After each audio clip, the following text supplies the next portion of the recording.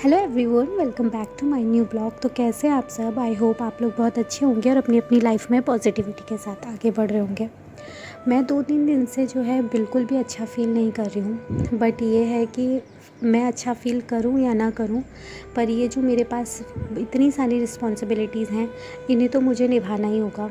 कल तो मैंने अपना जैसे तैसे दिन निकाल दिया था। एक बार मैं डॉक्टर को दिखा कर आई थी, तो मुझे जो शिकायत हो रही थी वो ये थी कि चक्कर बहुत आ रहे थे और वीकनेस फ़ील हो रही थी। बहुत ऐसा लग रहा था नींद नींद सी है, जैसे नींद कंप्लीट नहीं हुई है, और खड़ी हो रही थी तो सर बहुत ज़्यादा घूम रहा था। तो पढ़ाई भी नहीं हो पाई थी इस चक्कर में बिल्कुल भी कल, और आज भी यही प्रॉब्लम थी। तो आज जैसे तैसे थोड़े थोड़े क्लिप करके वीडियोस बनाई हैं। वीडियोस में आज कुछ भी स्टडी से रिलेटेड नहीं है, बट बहुत सारी बातें ऐसी हैं जो मैं आप लोगों के साथ शेयर करना चाहती हूँ। जब डॉक्टर को जाकर मैंने दिखाया तो मुझे ना बीपी मेरा बहुत ज़्यादा लो हो रहा था, तो उन्हें मेडिसिन वगैरह दी। मैंने घर आके मेडिसिन ली और घर आने के बाद मैंने तुरंत जो है अपना काम करना स्टार्ट कर दिया।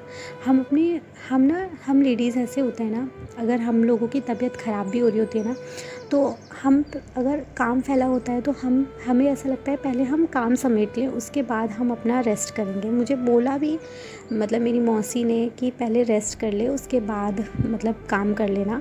बट नहीं, मुझे लगा कि पहले काम इम्पॉर्टेंट है, बाद में मैं इम्पॉर्टेंट हूँ। बल्कि वास्तविकता में ये होना चाहिए कि पहले हम इम्पॉर्टेंट होने चाहिए, उसके बाद हमारा काम इम्पॉर्टेंट होना चाहिए।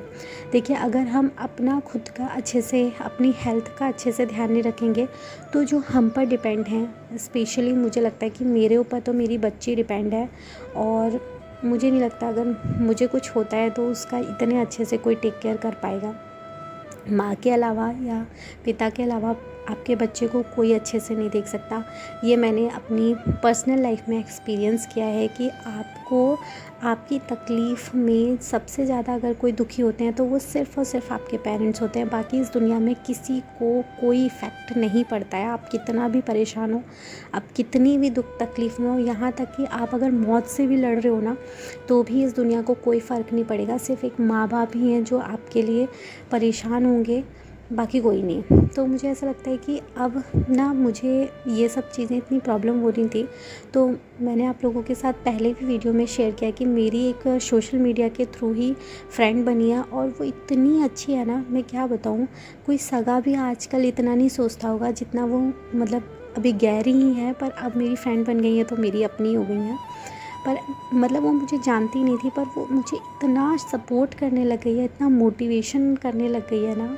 मतलब मैंने उनसे अपनी थोड़ी थोड़ी चीज़ों को शेयर किया है कि मतलब मैं किन सी चीज़ों को फ़ील कर रही हूँ, मेरे साथ क्या क्या लाइफ में हुआ है। तो उन सब चीज़ों को लेकर वो मुझे इतना मोटिवेट करती हैं ना, कि मुझे बहुत ज़्यादा पॉजिटिव वाइब्रेशन मिलती हैं उनसे।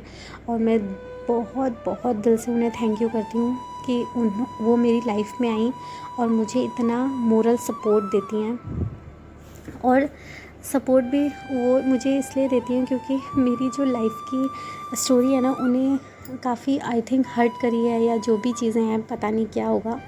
तो उनका और मेरा एक दिल से कनेक्शन बन गया है।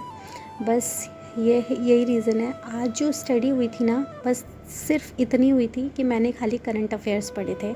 उसके बाद मतलब आज दूसरे दिन मुझे थोड़ा-सा दोपहर तक तो ठीक फ़ील हो रहा था। मतलब मैंने डॉक्टर ने दवाई दी थी तो 3 टाइम की वो मैंने ले ली थी। उसके बाद मुझे फिर आज शाम से थोड़ा वीक फ़ील होने लग गया था।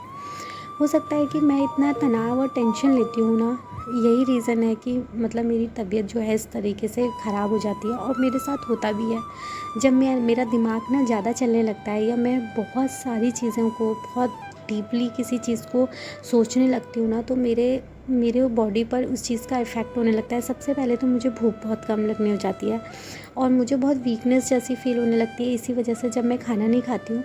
पर उसने, मेरी फ्रेंड ने मुझे यही समझाया कि अगर तुम अपनी हेल्थ का ध्यान नहीं रखोगी ना आयुषी, तो तुम अपने बच्चे का भी अच्छे से ध्यान नहीं रख सकती। और तुम किसे देखकर परेशान हो रही हो, वो लोगों को देख के परेशान हो रही हो जो तुम्हें देखकर मतलब कोई रिस्पॉन्स ही नहीं देते, या मतलब उन लोगों को कोई इफ़ेक्ट ही नहीं पड़ता कि तुम मर जाओ ज़िंदा रहो। अगर तुम अपने बिस्तर में पड़ गई ना, ऐसे सोच सोच के बीमार हो गई, तो तुम्हें कोई पूछने वाला भी नहीं है। बात बिल्कुल सच है। बहुत अच्छी लगी कि वाकई में अगर हमें कुछ हो गया ना, तो कोई हमें देखने वाला भी नहीं है। तो क्यों अपने आप को इतना तनाव में डालना, क्यों इतना अपने आप को टेंशन में डालना। जो होगा अच्छा होगा। अगर हमें अपनी स्टडी भी करनी है तो इसे भी थोड़ा थोड़ा हैप्पी होके ही करो, क्योंकि अगर हम खुश होकर कोई चीज़ करेंगे ना, तो वो काफ़ी इफ़ेक्टिव होगी। मुझे ये बात बहुत अच्छी लगी। कभी कभी मैं डिमोटिवेट हो जाती हूँ, बहुत ज़्यादा हो जाती हूँ, बट मतलब पहले तो ये था कि कोई मुझे ऐसा सपोर्ट करने वाला नहीं था, क्योंकि मैं किसी से अपनी बातें शेयर नहीं करती हूँ थी।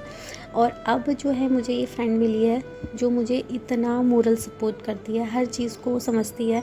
दिन में अगर हमारी एक दिन मतलब ये है कि 15-20 मिनट अगर बात नहीं होती है ना, तो हम दोनों को बिल्कुल अच्छा नहीं लगता है।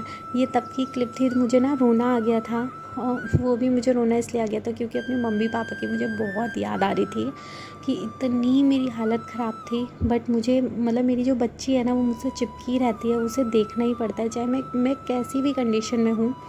बट मैंने अपने आप को संभाला, उससे बात की, फिर सब ठीक होने लग गया। फिर उन्नति को भी नींद मतलब खाना वगैरह खिलाया रात को, जैसे तैसे करके मैं गई फिर से डॉक्टर के पास, दवाई लेकर आई। फिर इनको सुलाने के बाद, दूध वगैरह देने के बाद मैंने दवाई ली। दवाई के बाद मुझे थोड़ा सा अच्छा फ़ील होने लग गया था। फिर मैंने सोचा कि मैं अब वॉइस ओवर कर लेती हूँ, और दवाई लेने के बाद मैंने वॉइस ओवर किया। जो भी अपनी दिल की बातें थी वो आप सबके साथ शेयर की। बस आज की वीडियो में इतना ही है कि आप ना खुश रहिए, हैप्पी रहिए, अपने आप को इम्पोर्टेंस दीजिए। और लाइफ में ये सब चीज़ें तो चलती रहेंगी, इनके साथ ही आपको जीना पड़ेगा। इसीलिए खुश होते हुए हर चीज़ को चलाते रहिए। अगर